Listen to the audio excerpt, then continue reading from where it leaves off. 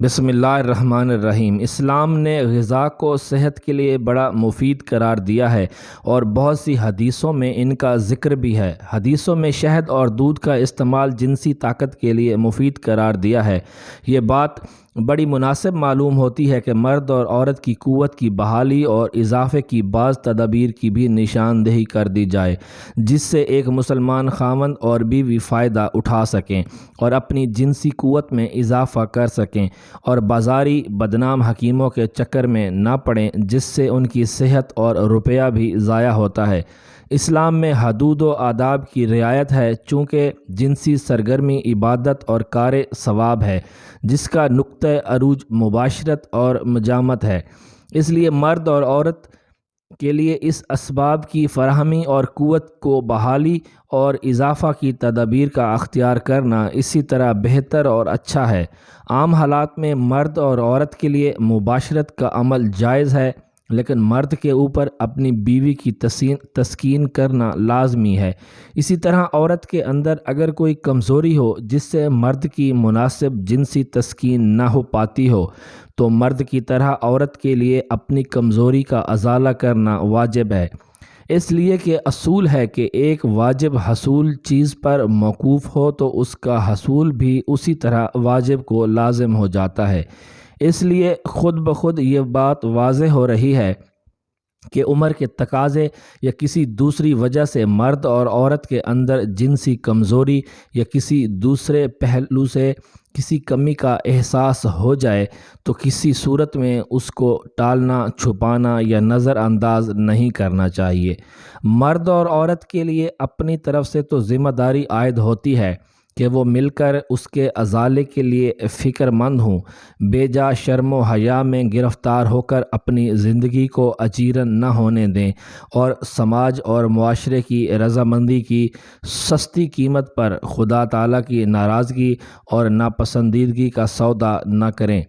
اس کا ثبوت ہمارے نبی صلی اللہ علیہ وآلہ وسلم سے ثابت ہوتا ہے کہ آپ صلی اللہ علیہ وآلہ وسلم نے فرمایا کہ یہ کھانا مطلب ہریسہ حضرت جبرائیل اپنے ساتھ جنت سے لاتے ہیں اور اس میں 40 مردوں کے برابر طاقت ہوتی ہے۔ اس سے امت کے دوسرے افراد کی نسبت بھی جب احوال جنسی و قوت کے اضافے کی تدابیر، پسندیدگی و استجاب کا ثبوت نکلتا ہے۔ عام افراد امت کے لیے اس سلسلے میں سب سے پہلے جو لحاظ کرنے کی ہے وہ یہ کہ صحت کے عام اصولوں کی رعایت کے علاوہ جنسی قوت میں اضافے کا سب سے مناسب اور فطری ذریعہ یہی عمدہ اور معقول غذاؤں کا استعمال ہے۔ اس مقصد سے عطائیوں اور نیم حکیموں کی طرف سے اپنی شرمگاہ پر لگانے اور ملنے کے جو بہت سے تیل اور پاؤڈر وغیرہ فروخت کیے جاتے ہیں اور مردوں اور عورتوں کو انجیکشن لگائے جاتے ہیں، جس سے کوئی فائدہ کی بجائے الٹا نقصان ہوتا ہے، ان سے جان چھوٹ جاتی ہے اور ساتھ ہی ساتھ وہ نشہ آور چیزوں کا استعمال بھی کرتے ہیں جس سے بہت زیادہ نقصان ہوتا ہے۔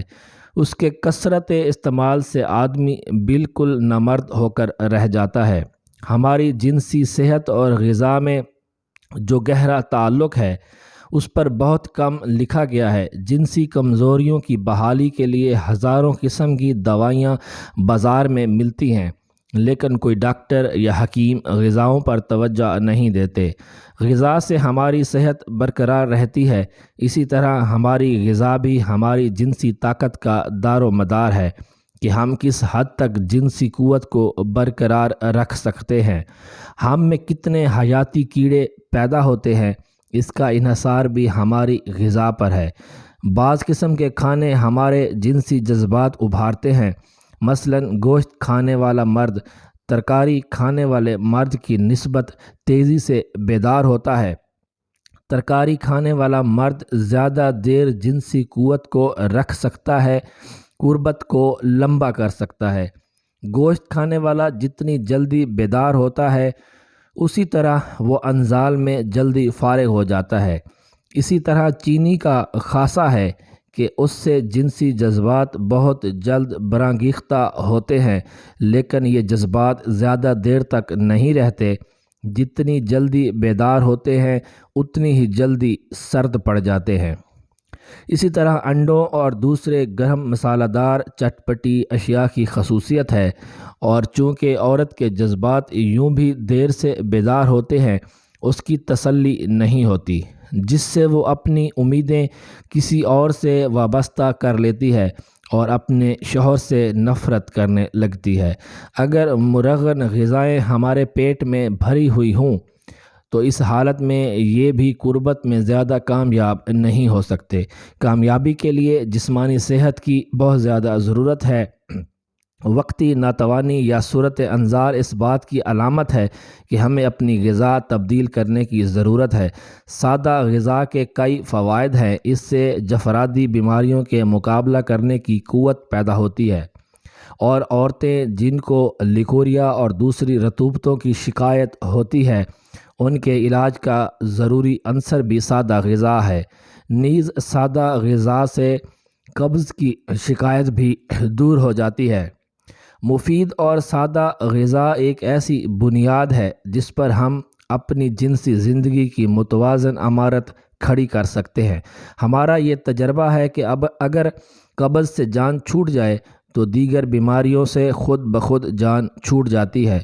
بعض ماہرین کا خیال ہے کہ وہ لڑکے جو خود لذتوں کا شکار ہیں، یا وہ عورتیں جو بانجھ پن کا شکار رہیں، ان کو قبض کی شکایت ہے، اور وہ عورت جس کو جنسی تعلقات سے نفرت ہے وہ بھی قبض کی مریضہ ہے، کیونکہ ذہن اس وقت کام نہیں کر سکتا جب تک وہ بیمار رہے گا۔ جب تک ہمیں احساس نہیں ہوگا کہ ہماری جنسی صحت کا دار و مدار ہماری غذا پر ہے، ہماری جنسی لذتوں کی بنیاد غذا ہے، اس وقت تک ہم جنسی اور